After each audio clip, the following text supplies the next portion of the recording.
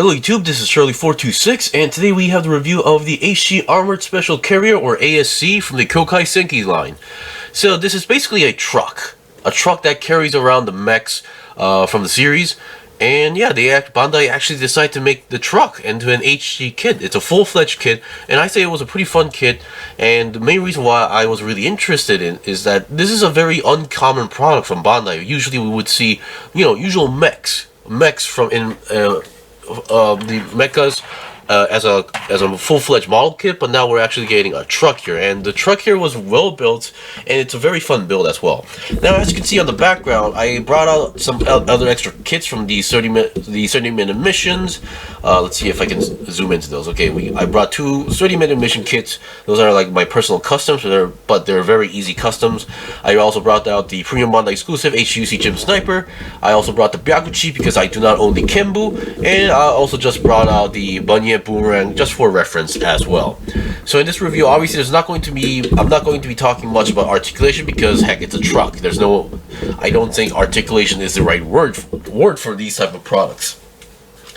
Alright, so we're going to look at the truck first in detail, and then I'll talk about the features, and then I'll show you guys how you're supposed to fit in the mechs like Byakuchi, and show you guys how spacey the back section is so that you can see what you can store in there.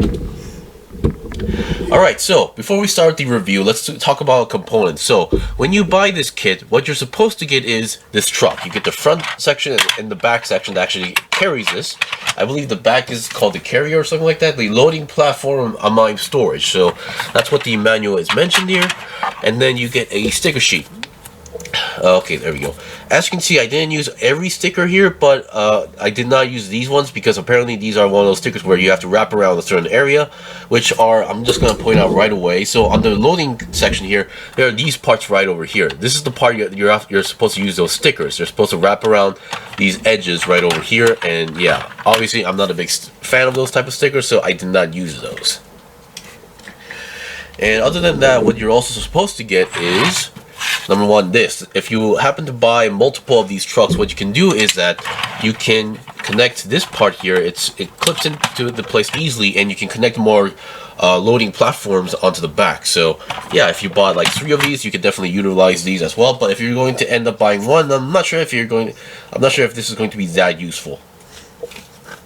And finally, unexpectedly, we get a weapon. Now, this is technically meant for the Kenbu, but it is also compatible with the other units. Like, I also tested this on the Byakuchi. So, this is apparently called the superheated vibrated combat claws. So basically, it's a combat claw. It's claws that heats up. I'm not sure if the vibration is the part that makes it heat up, or it's supposed to be heated up and also vibrates. I'm not sure what exactly which one, but still, we haven't seen this in the anime yet, so hopefully we can see this in action. So I'll show you guys how you attach this, because this is definitely something that I did not expect. But for now, let's look at the truck first. So, the truck. So, I'm pretty sure some of you guys have some questions, so I'm going to detach these for now. It's the way how you attach it is very simple. There's a peg there, there's a hole there. Now, it's not like a super tight connection here. It's just that it just sits on the hole so that it can move easily. So, that's that. So, just to give you guys an idea, if you have it here, it can go almost 90 degrees to the side if you have it like this. So, you get the idea. So it can turn almost 90 degrees like this. So, although I'm not sure if a real truck is capable of doing such things, but still, yeah. Now, before we go to the front, let's look at the back of the part. So the wheels, some people were asking me if the wheels actually move. The answer is yes. The wheels, the smaller ones like these, they will move together. So the left one and the right one will rotate together because there is a rod in the middle. So they will spin together. So that's that. Sticker-wise, on the back carrier, we have one on the top and then another one, a longer one on the bottom. So that's 4 on here. And another extra feature is that what you can do is that you can open this section up first. There we go, and they're supposed to snap into place if I remember correctly. There we go. And then you can pull this slightly outside, and then you can lower this section here. There we go. And yeah, you can actually have it lower down. So that's a pretty cool gimmick if you ask me. Now, looking at the front section. Now, this part was very fun to build, the front section here. So once again, the wheels all move in they move together. The back ones move together with each side there. The front ones, they move individually, but they also have this feature where if you turn the wheels, they move together like this. They have a gimmick here. So there's another rod that connects these two wheels. So I say this was a very cool gimmick, if you ask me. They didn't need to do this, but they did. So I'm really impressed. And sticker-wise, I believe, number one, we have these red lines on the back section here. And then, let's see, we have these headlights on the bottom here. Now what you do is that you're supposed to apply a sticker, and then you put a clear blue clear piece, a blue clear piece on top of it, so the sticker gets actually protected. So do make sure that you apply these stickers properly, or they're not gonna look that great if you kind of mess them up. I wish my camera could focus properly. There we go. So there's a sticker inside there. So on top of it, there's a clear piece on top of it. And then on the inside here, let's see if I can take this off. There we go. So we have all this space. I believe we actually seen the space in the main series. This is where the pilots were pretty much resting. And then on front of them, we have three like pilot seats or driver seats. I'm not sure which one is the one that has the wheel, but still it works. And there we go. And there is one more sticker here, and this function was not mentioned in the manual properly. I mean, it's technically mentioned there, but it's a part that you can easily miss. So what you can do is it's also mentioned that you can, when it's getting under attack, it can protect this part by sliding this sliding this bottom section up top, so it covers up the clear piece and hides the pilots or drivers. So I say that was a very cool gimmick. And there's also another sticker here. So there's a sticker here, a silver sticker right here, but you also cover it up with another clear piece, so it's pretty much protected. So as long as you apply the sticker properly, the clear piece will do the rest of the job. So I say this was a very cool gimmick, if you ask me. Alright, so now to give you guys an idea on how these can store in. So number one, can it fit a 1-to-144 scale HG gunpla? And the answer is yes. So it really depends on which direction you have, but if you make it lie down, it fits in perfectly, so you should have no problem. The only problem that this truck has is that there's no separate compartment that actually stores the weapon. So sadly, yeah. But of course, I'm pretty sure some people will like modify this to make room for it, or you can buy another second trailer that carries all the weapons separately. But still, I say this is a pretty cool gimmick. So making it lie down one gunpla is possible, but let's say if you have like multiple 3D mission kits, you can technically fit in like maybe for me, for the space, or at least the one I have, I think I can fit in 2 of these. But if you have nothing, if you have no attachment onto the kit, I think you can easily fit in 3 30-minute mission kits. But once again, there should be nothing on the back. There's nothing should be like coming out from the front or back. So maybe maximum 3 base ones, but if you have like modifications, maybe 2 is the maximum.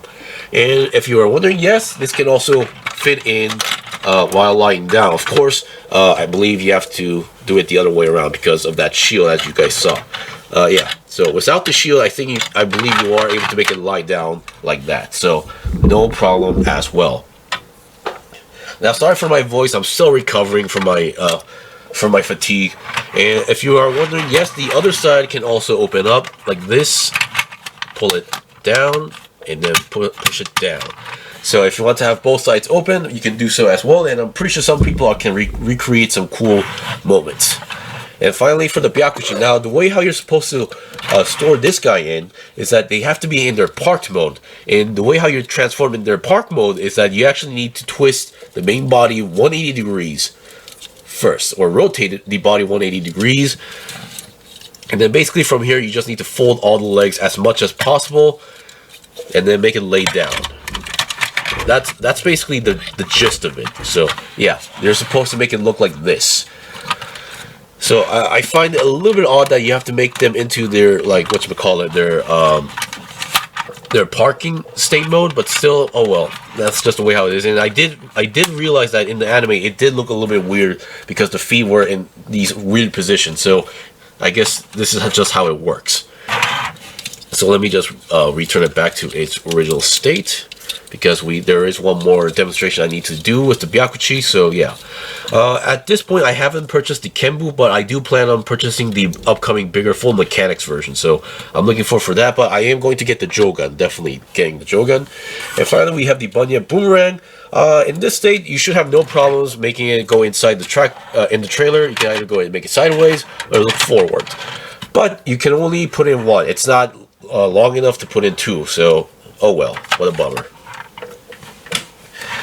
And finally, we have the claw. So the way how you're supposed to do is that you need to take off the arm. So you're basically replacing there we go.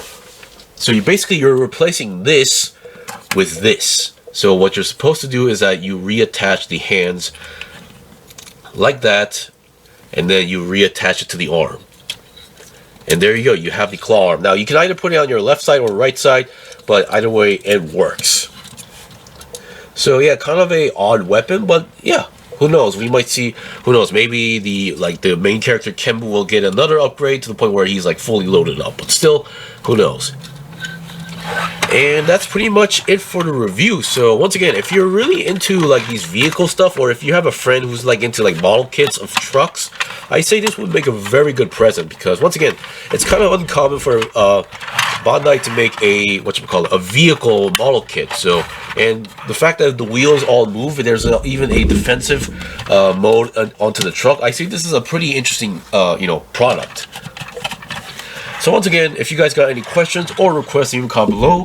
This was the review of the HG Armored Special Carrier, or also known as ASC. If you guys got any questions, do let me know. Until then, see you guys next time.